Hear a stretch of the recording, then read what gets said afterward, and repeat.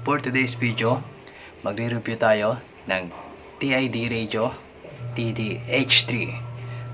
Coming up.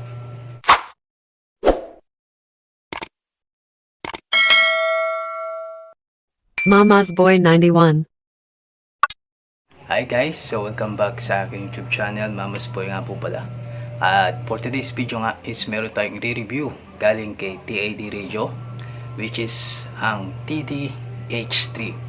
So, nag-message ulit sa akin si TID Radio, is pinapareview nila sa akin to, so gagawin natin ng review. So, sponsor to, hindi ko to binili. So, thank you nga po pala sa TID Radio for sponsor sa radyo na to. So siya nga pala, matagal-tagal din tayong hindi nakapag-upload, so medyo busy lang tayo sa trabaho. At ayan nyo po, mag-schedule tayo ng pag-upload regarding dun sa mga pinapademo ninyo. So pasensya na ulit sa mga nagme-message, sa mga nag-text, mga tumatawag pa, so pasensya na hindi ko masagot. Kasi yung ating duty is complicated yung oras natin. So basta chat nyo lang ako, i-PM nyo lang ako, at anytime sasagot naman ako pag may free time tayo, no? Okay, so balik tayo. So ito i-review natin si TD-H3. So last year binigyan tayo ni TID Radio ng wireless programmer. So andito yan. So na-review rin natin last year ba yun? Basta medyo matagal na rin. And this month, so nag-chat siya sa akin. So ito nga, pinapareview niya nga itong TD-H3. So usapan natin to. May re-recommend ko ba sa inyo to? Maganda ba itong gamitin? At pasok pa sa budget? So yan yung magiging topic natin sa video na to. So bago lahat, disclaimer lang, hindi po tayo professional na vlogger. So isa lang po tayong enthusiast pagdating sa mga ganito, and especially sa radyo. So if may mga nasabi po ako na banggit na hindi maganda or kulang, so paki-comment down below na lang guys. Okay? So ito yung size niya. Mapapansin nyo, ito yung itsura ni TD-H3. Wait lang, kukunin ko yung TWT natin. So ito yung TWT natin, yan, talikod ko na lang. Ito yung TWT natin, at ito yung size ni TD-H3. So pasensya na, hindi maganda yung sinig ng araw dito sa kwarto natin, medyo madilim, no? Pansin nyo. Ayan guys yung size. So mas maliit si TD-H3. So I think may kuya to. Meron siyang kuya, si TD-H8 ata. So lagay ko na lang dyan yung model nun. Pero ito yung sinan sa atin ni TID Radio. So hindi pala TID, kasi ang basa ko dati TID Radio. So TID Radio pala. So ito yung mga features ng radio na to. So ang main features niya guys ay dual display, dual watch, and dual band, which is sa lahat naman ng mga handheld radio ngayon, especially sa mga Chinese brand, is capable ng ganun. So, operating modes, meron din siyang UHF, VHF, UHF, UHF, VHF, VHF. So, ano siya guys? Yung nga, dual band. Meron din siyang CTCSS and TCS codes research. So, example guys, merong susi yung isang frequency. So, pwede na kayong mag-scan using yung function na yun, feature na yun, and makikita nyo agad yung susi ng repeater. Okay? So, switch adjustable in 9 levels, okay? 199 programmable channels. So, pasok na pasok guys dito yung 199 frequency na may sisave nyo rito, no? So, ang dami nun, 199. Meron din siyang 50 CTCS tones at saka 105 DCS codes. So, yun yung sa repeater. 1750 Hz tone for repeaters. SOS emergency function. 1.4 to 4 TFF color screen. So, color screen siya. Teka lang. So, meron siyang 1.4 to 4 TFF color screen. So, ito guys yung size ng LCD niya. On natin. Welcome. Yes, okay, medyo blur. Yan na kasi guys yung mga bagong LCD ngayon. Colored din siya. Welcome. Yan. Medyo hindi maganda sa camera pagka ganyan. Pero guys, pag personal, okay naman. Maganda naman siya sa mata. No? Welcome. Ayan. Medyo dito lang sa cam natin, medyo hindi maganda. Pero, ito nga, sa personal is okay naman yan. And then, meron siyang built-in FM radio, which is sa lahat naman din ng mga Chinese brand, meron yan. Vox scan to watch function, okay. 2-pin Kenwood accessories jack. So, tulad ng ibang mga Chinese brand, guys, yan yung pin niya. Medyo madilim talaga siya. Ayan. So, meron siyang 2-pin dito, and then meron din siyang, di ko alam kung types ito. Wait. Okay, so guys, types siya. Meron siya dyan, at meron din siya dito sa ilalim. So, dito, I think, pag magpo-program tayo ng PC, sa PC, pwede siya. And then dito, sa pag-charge ng battery. So, sa pag-charge ng battery, pwede sa Type-C or dito guys sa charging dock niya. Ayan, pasensya na sa kuko, medyo mahaba. So, yun. Okay, so channel or frequency mode selection, okay, TOT o timeout timer. So, meron din siya yan. Settings and storing of channel names. Okay, so pwede mag-save ng name. Pwede mag-save ng frequency and then mag-edit ng name. Position na lock function, okay, voice, frequency step, okay, frequency offset, power save, Bluetooth programming. Okay, so pwede kayo guys mag-program nang hindi gumagamit ng yun nga, ng anumang cable. Gamit lang ang Bluetooth nito. So may built-in Bluetooth siya. And then kung meron kayong Admaster, so i-download nyo yun and then pwede na kayo mag-program. So, meron siyang power output. Hindi ko alam to kung accurate yung power output niya. So, meron siyang, sa high power is 5 watts, sa low power is 2 watts. And then, isa sa pinakagusto ko rito guys is meron siyang airband. So, may airband siya. AM yun guys. So, mamaya, try natin i-on. Tuturo ko sa inyo kung paano siya i-on. So, guys, ito yung napakaliit talaga. Liit guys niya, para siyang si 5R. Actually guys, meron ding TAD radio, TD5R ata yun, si TAD radio. Pero ito guys is cute na cute talaga ako dito. No? So ngayon, open natin, tingnan natin yung menu settings. And then, try natin yung mga function nito. Tapos, try natin if, kasi guys, wala ditong malapit na aviation, may tawag dyan. So, natin matetesting yung airband. Pero, pag bumalik guys ako sa Pampanga, so, try natin mag-monitor sa airband. Okay? Tapos, hindi rin ako guys makakapag power output kasi nahiram yung ating SWR. So, tingnan na natin yung menu nito. Tapos, meron ako guys 3 key o 3 yung tatlong favorite regarding dito sa radyo na to. So, una is yung kanyang programming, which is sa Bluetooth nga. So, anytime pwede ka nang mag-program. Kunyari, meron ka na save na mga frequency and then na-save mo yung Admaster. So, pwede mo siyang i-program dito in case na nakalimutan mo or matagal ka na. Katulad ko guys, almost 1 year din akong hindi nakapag-radyo. So, nakalimutan ko na ibang frequency. Pero, meron tayong nakasave kay Admaster na frequency. So, ikaka-paste ko na lang dito. So, kailangan guys, i-download nyo yung Admaster. Kasi, kay TAD radio rin kasi yun. So, dun siya. Dun kayo magpo-program and then ready na siya. Ready to Bluetooth na to. Pangalawa guys is yun nga yung airband.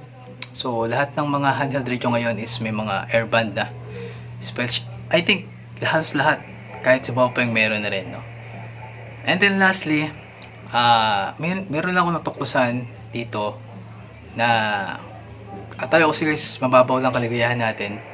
Pero meron akong nagustuhan dito na share ko sa inyo mamaya. Okay, so ngayon i-flip ko yung screen. open natin to, kalikutin natin yung menu. Okay, so ito yung ating TAD radio. So, ayan, medyo madilim, pasensya na uli. So guys, ito yung ating handheld radio. So, sa likod is yung lagayan ng belt clip. Tapos, sa pag-charge to, then meron yung Type-C nga dyan. Sa left side is yung kanyang 2-pin. Tapos, yung nga yung Type-C rin. Tapos, to walang function yan. Sa kabila naman guys, is meron siyang pinuton sa baba para dun sa flashlight. Tapos, sa kaganda nito guys, dual PTT siya. So, pwede siyang sa baba, pwede siya sa taas. Depende kung saan mo gusto mag-transmit, no? Tapos, sa ibabaw, meron siyang antenna, and then meron siyang on, off, tapos volume na rin, tapos yung flashlight. Tapos, ito yung pinakaharap niya, guys. So, speaker, and then may name dyan ni TAD. Tapos, yung kanyang mga maliliit na keypad. Okay? So, on natin. In 3, 2, 1.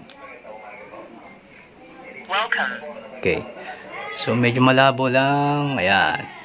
So, ayan. Okay naman pala. Nakikita naman pala yung... Okay, maganda naman pala.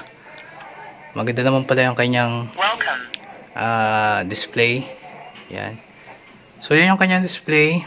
Actually, guys, nakakalikot ko na to. Kaya, naka-channel mode tayo ngayon. So, sa taas merong... Teka, wait lang Go on. Okay guys, so na-adjust na natin yung backlight. Yan, in-adjust ko yung backlight para hindi ganun namamatay. So, makikita nyo sa display, merong mga icon dyan, no? So, sa left side, sa taas is yung kanyang signal strength. Sa kanan is yung power niya. Dito, ganun din, yung mga signal din dyan. Tapos yung H is for the power output. Tapos yung W is for the wide or narrow yan. Tapos sa kanan is yung battery life natin. Tapos yung frequency, which is nasa baba. Sa baba tayo. Tapos kung saan sa taas, yung taas yung papakita. Channel 1, okay? So yan yung kanyang display niya, no? Tapos regarding sa PTT nga, so para din siyang CUB82. Pag gusto nyo mag-transmit sa taas, ayan, yung triangle na sa taas. Tapos kung sa baba, yung triangle na sa baba. Tapos yung signal niya, ayan, yung parang signals. Di ko lang sure guys kung sa receive ganyan din. So hindi pa tayo, di ko pa ito natin-testing sa pag-receive. Okay? Ngayon, kalikutin natin yung menu. Menu. So, sa menu, meron siyang, sa menu zeros, meron siyang bandwidth, which is kung wide or narrow. Confirm. Tapos, squelch, yan, nagalaw ko na yan. Squelch niya hanggang 9. Text power, naka-high tayo. Pwedeng high, low power save. The more na mataas yung ratio niya, the more na mas makakasave tayo ng battery. Pero, may delay yung receiving natin. Okay? Step, yan, 5.00 kilo. Backlight, so, na-adjust ko na siya, 30 seconds.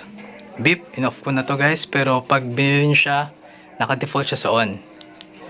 Box level, off yan, syempre. Yung box kasi guys, pag halimbawa meron kang headset, so hindi mo na kailangan mag-transmit.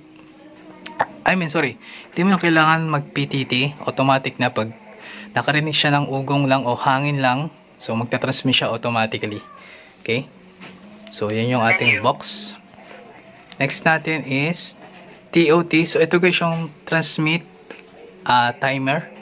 Next natin is dual weight. So, pag dual weight, pag naka-on yan guys, yung frequency A sa frequency B, which is yung dito, A at saka B, kung ano dyan guys yung mag-transmit, marireceive natin in dual. So, yun yun. Dual weight. Next, RX DCS. So, I think ito ata yung, ayan, yung sa repeater. So, pag DCS is, yun yung sa digital. Receive CTCSS. Ito guys yung sa repeater natin, yung tone, susi. transmit. And then, yon DCS, saka CTCSS. So, yan yung guys, yung mga susi natin sa repeater. Voice, naka-on. Pero I think may Chinese to eh. Wala. So, English lang talaga siya. Confirm. Tapos, main, text, main, okay. Scan add. Scan mode, FM dual watch. Okay. Ayan. Sa taas, A and B. So, naka-frequency tayo pareho. B select, off, auto lock off. Yan. Direction. Ito guys yung sa repeater. Offset. Yan. Memory. Delete. Alarm mode. Okay. Sync. Ito guys yung mag-i-scan tayo ng susi. Yan. Digital. Kanina is tone. Ito ay digital. Tail. Sorry. Roger. Ito mamaya papakita ko sa inyo guys. Ito yung gusto kong Roger mamaya. Yung parang Roger Pip sa dulo. Yung tone niya. Okay. Language. Hopping RX, hindi ko pagkanong alam to. So, pero soon, alam natin kung ano yung hopping na yan. Reset, okay. Sync, okay. PTTID. Okay, okay. Repeater, okay. Version, ito guys yung version natin. Underscore 240416. Breath, LED. Ito yung isa ilaw niya, kung ilang seconds. Ayan, yung icon. Pag nag-on siya. Mic gain. Ito guys, ang kagandahan nito. Na-adjust ko na rin to. So, pwede mong hinaan, pwede mong lakasan yung mic gain niya. Ito guys, yung isa sa gustuhan ko dito. Confirm. Ayan. Scramble, okay. Code. Ayan guys, ito yung sa airband. So, pag inon mo to, pag inon mo yan, meron tayong marireceive na airband. Okay. DCD, D-hold, press P. Okay. Medyo, ito yung mga additional na menu niya. Scan band. Ayan. So, 56 menu. Okay. So, balik tayo dun sa airband. So, naka-channel mode tayo. Mapapansin nyo dito sa taas, may channel. Shit. Sorry. Ayan. Naka-channel yan. Pag pupunta tayo ng BFO, ito lang yung kulay orange. Channel mode. Channel. Frequency mode. Frequency. Ayan. Menu. At sa baba din. Sorry. Medyo hindi pa tayo sanay dito sa paggamit guys, no? Channel frequency Ayan. mode. So, try natin sa airband. 13130. Ayan. So, mapapansin nyo guys, pag nasa airband tayo, may nakalagay na AM doon. So, ibig sabihin, naka-activate na yung AM niya, which is yung nga para sa airband. 1. Try. Okay, ayan guys, may nare-receive tayo. May nare-receive tayong airband, pero hindi ganang malakas. Try natin sa 1. Pampanga ba to? 8. Ganun po sa Pampanga to eh. 7 0. Pampanga, sorry. Ayan. Ayan o. Diba? May nare-receive tayo. Yung antenna niya guys is stuck to, no? Stuck yung antenna niya. Yan. So guys, ngayon, testingin natin yung mic gain nito and then yung kanyang Roger Bip, no? Tapos, testingin na rin natin yung speaker niya. So, dahil wala tayong ma-receive na naka-airy ngayon, so, dito tayo sa center frequency ng amateur band, 145 MHz. Okay? So, gamit natin itong TYT pang transmit at pang receive natin. Okay? Okay. Check. 1, 2, 3. DW3 X-ray Solo Whiskey on radio check on 145 MHz. 1, 2, 3, 1, 2, 3. Yan. DW3 X-ray Solo Whiskey testing 1, 2, 3. Okay. Tapos guys, testingin naman natin yung transmit ni TD radio. Check 1, 2, 3. This is TW3 X-ray Zulu Whiskey testing 1, 2, 3. This is TW3 X-ray Zulu Whiskey testing 1, 2, 3, 1, 2, 3. And guys, open natin Roger Bip. Menu. Sorry, mic gain pala muna. So nakasagot siya ng 1. Try natin sa 0. Sorry, sa 1. Check 1, 2, 3. Check 1, 2, 3. Ayan. Kailangan guys, nakadikit ng mabuti. Syempre, mic gain, which is plus points to, no? Menu. Kasi hindi lahat ng handheld may ganito. Yan.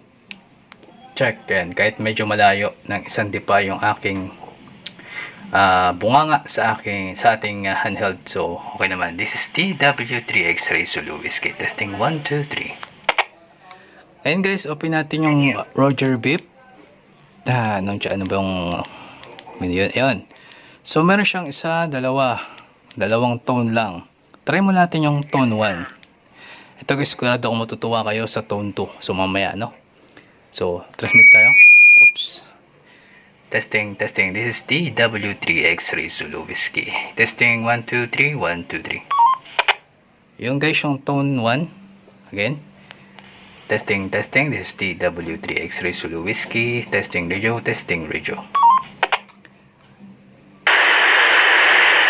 Medyo ano siya guys. Parang lagi lang siya. Squelch, no? Okay, so ngayon guys, testingin natin yung tone 2. Ito guys, yung pinaka-favorite ko eh. Diba? Para tayong naka Motorola. Transmit. This is TW3 X-Ray Zulu Whiskey. TW3 X-Ray Zulu Whiskey. Testing 1, 2, 3. Diba? Ang lupet. Okay guys, so ayan po yung ating review. Actually, hindi naman siya review. Parang dinemo ko lang sa inyo yung radyo na to. Which is, ang liit niya guys. Ang cute niya. Pwede siyang, pag nilagyan mo dito, di ba? Hindi siya ganong bulky. Yun yung ating vlog for today's. So thank you. Thank you nga pala again sa TAD Radio. At sa lahat guys sa mga sumusuporta sa channel natin. Maraming salamat. So, chat lang kayo at sure ako magre-reply ako. Medyo delay lang pero magre-reply ako. So, yun lang guys. Thank you for watching. This is Mama's Boy and see you again to my next video. 7-3.